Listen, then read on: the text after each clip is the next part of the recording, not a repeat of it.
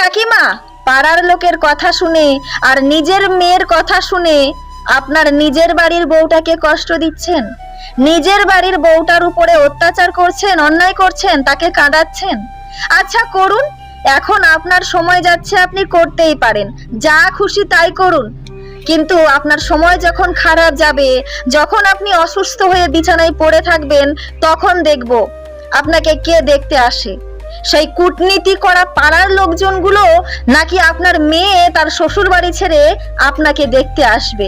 তখন কেউ আসবে না কাকিমা, তখন আপনার পাশে থাকবে আপনার বাড়ির সেই বৌমাটাই, যাকে আপনি লোকের কথা শুনে এতদিন ধরে কষ্ট দিয়ে এসেছেন। তাই বলি কি, অন্য লোকের কথায় উস্কানি পেয়ে কখনোই নিজের বাড়ির বউটাকে অসম্মান করবেন না, অযত্ন করবেন না, খারাপ বাসবেন না।